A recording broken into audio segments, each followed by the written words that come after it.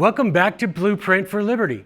We're going to continue exposing how the Constitution has been twisted by the power-hungry class to expand the reach and control of the federal government far beyond anything the founders ever intended. This deception has had enormous consequences on our nation and wide swaths of our everyday lives. It's essential that we rein in the federal government back within its constitutional boundaries and relearn a constitutional understanding of enumerated powers. This brings us to the oath of office. All our county sheriffs, state legislators, governors, and judges swear an oath that reads in part like this: I do solemnly swear or affirm that I will support and defend the Constitution of the United States against all enemies, foreign and domestic. Now, it's those domestic enemies that we need to be concerned about. The ancient Roman Republic never fell to an external power until it first crumbled internally. And the same will likely be true of us today in the United States. As Algernon Sidney warned in his seminal work, Discourses Concerning Government, when he intends to exalt a people, he fills both them and their leaders with the virtues suitable to the accomplishment of his end, and takes away all wisdom and virtue from those he resolves to destroy. And so it's those domestic enemies, the enemies of the Constitution and of wisdom and virtue, that we ought to concern ourselves with first. Here's how to understand whether something is constitutional. Everybody here ought to be familiar with the Federalist Papers. They are a collection of 85 letters to the editor, originally published in New York newspapers, written by James Madison, John Jay, and Alexander Hamilton. Their purpose was to help the people of New York and convince their state legislators to understand and ratify the newly proposed Constitution. The Federalist Papers are the greatest single source for explaining the original intent of the Constitution. In Federalist number 45, James Madison wrote, "The powers delegated by the proposed Constitution to the federal government are few and defined."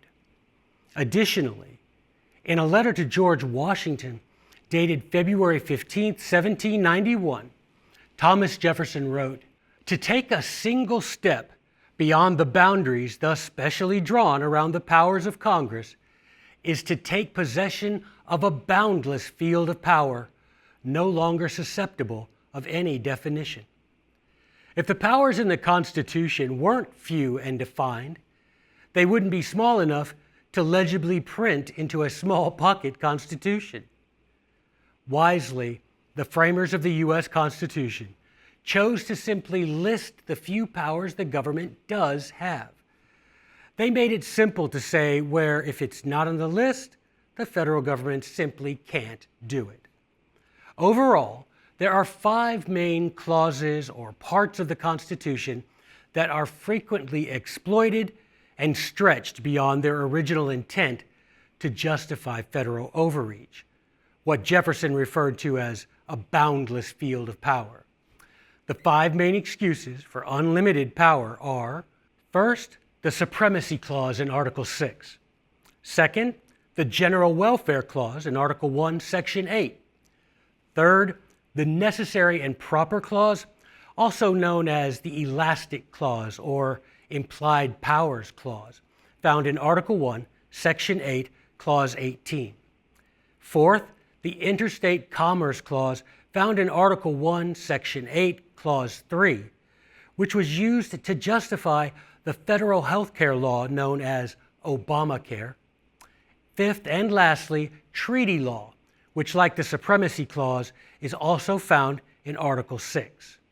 Now let's take a moment to dismantle one of the most dangerous lies repeated by politicians, professors, and pundits alike. The idea that any law passed by Congress automatically becomes the supreme law of the land. That's false. It's unconstitutional, And the Constitution itself says so if we actually read it. Here's what the Supremacy Clause in Article 6, Clause 2 actually says. This Constitution and the laws of the United States, which shall be made in pursuance thereof, and all treaties made or which shall be made under the authority of the United States, shall be the supreme law of the land. Did you catch that? The key phrase is made in pursuance thereof. That's not legal filler. That's a requirement. It means that the only laws that are made in line with the Constitution, laws that are consistent with the powers actually granted, qualify as supreme law.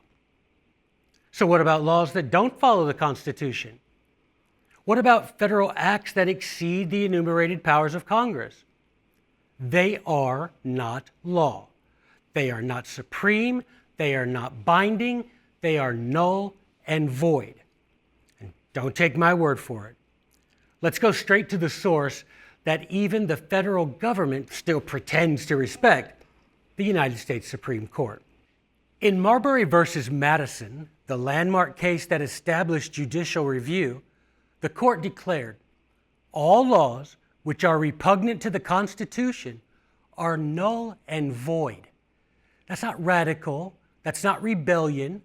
That's constitutional law 101.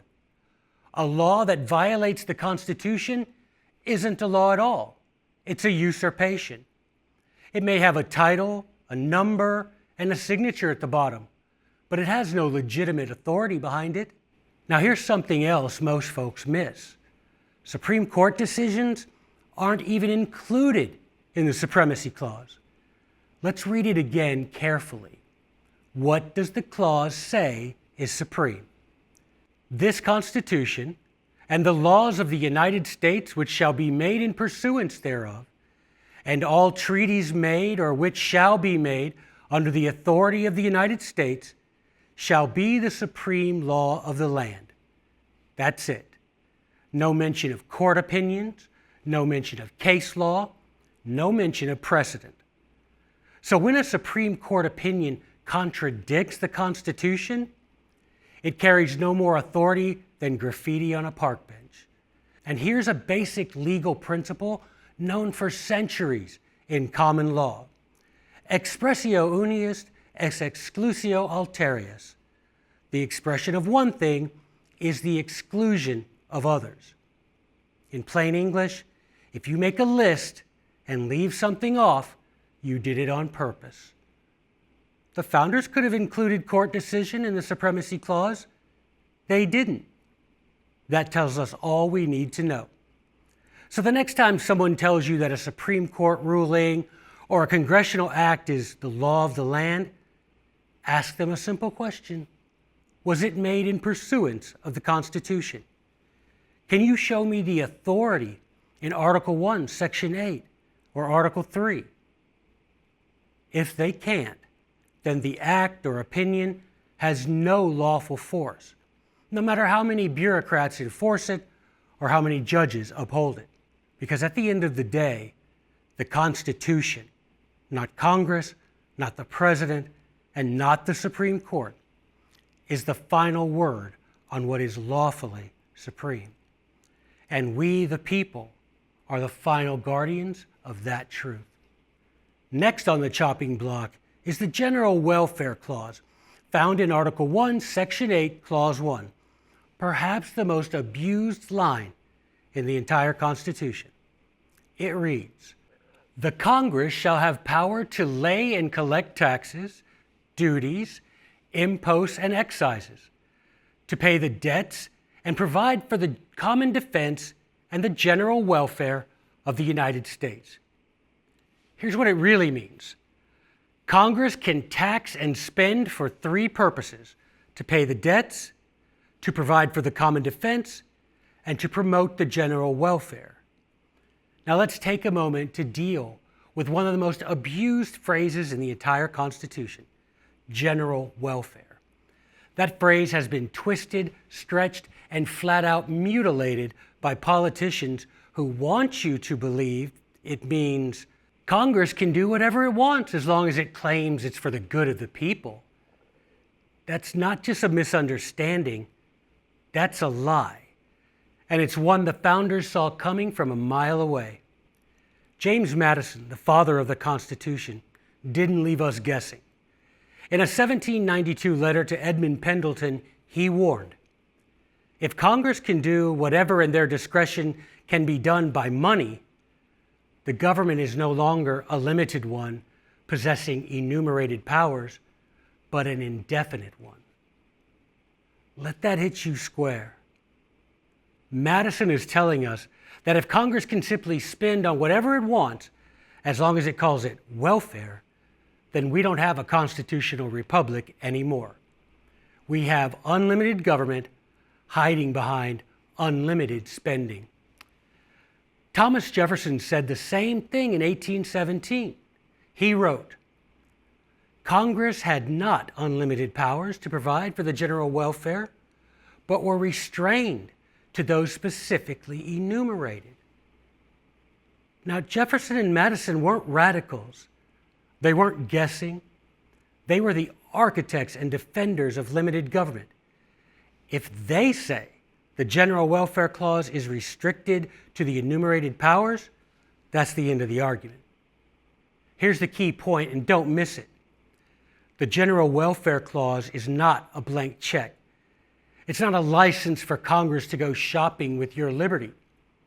It's not a constitutional permission slip for federal control. What is it then? It's an introduction, a general principle that is immediately followed by a specific list of powers, and that list is spelled out in Article 1, Section 8 of the Constitution. In Federalist 41, Madison explained it clearly. He said, "It's common in law to begin with a general statement and then clarify it by listing the particulars." That's exactly what the Constitution does. It has been urged and echoed that the power to provide for the general welfare amounts to an unlimited commission. But what color can the objection have when a specification of the objects alluded to immediately follows the general declaration? In other words, Madison says, just keep reading. In Article 1, Section 8, the enumerated powers can be broken down into two categories: general welfare powers and common defense powers. The general welfare powers include borrow money, regulate commerce, establish uniform rules of naturalization and laws on bankruptcies, coin money, punish counterfeiting, establish post offices and post roads, promote the progress of science and the useful arts by securing for limited times to authors and inventors the exclusive right to their respective writings and discoveries, such as copyright and patents, constitute tribunals inferior to the Supreme Court. The common defense powers include define and punish piracies and felonies committed on the high seas and offenses against the law of nations, declare war, raise and support armies, provide and maintain a navy, make rules to govern and regulate land and naval forces, call forth the militia to execute federal laws, suppress insurrections, and repel invasions, organize, arm, and discipline the militia, and exercise exclusive legislation over the district where the federal seat of the government will be, and to exercise like authority over places purchased with the consent of the state legislatures for the constructions of fort, armories, navy docks and yards, and other needful buildings. Article 1, Section 8 says Congress can tax and spend to provide for the general welfare, and then it lists the specific areas in clauses 1 through 9 where that money can be spent, like paying debts, establishing post offices, regulating commerce among the states, and a handful of other clearly defined duties. Next, in clauses 10 through 17, the Constitution enumerates the common defense powers of Congress. So when a politician says, "I voted for this trillion-dollar program because it's for the general welfare," the right response is, show me where it's listed in Article 1, Section 8. If it's not there, it's not allowed. That's how constitutional government works. It's not based on good intentions. It's based on enumerated powers. And if the General Welfare Clause was meant to be an open door, the rest of the Constitution would be nothing but window dressing.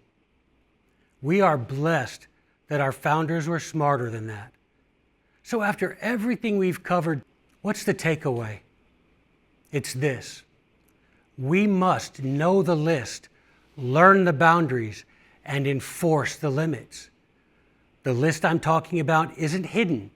It's not encrypted, doesn't require a law degree or a think tank to understand. It's right there in black and white in Article 1, Section 8 of the Constitution. It's the list of powers Congress is allowed to exercise. Not suggestions, not examples, limits. Our problem isn't that the Constitution doesn't work. It's that we've stopped demanding obedience to it. The truth is, if Congress were held to just the powers listed in the Constitution, nothing more, we could dismantle 80% of this unconstitutional Leviathan overnight. No lawsuits, no riots, no executive orders. Just faithful adherence to the text. The Departments of Education, Energy, Health and Human Services, gone. Federal gun laws, gone. Unconstitutional surveillance programs, gone. Federal control over schools, farms, businesses, and healthcare, gone. That's the power of enumeration. That's the beauty of a limited government built on consent and law.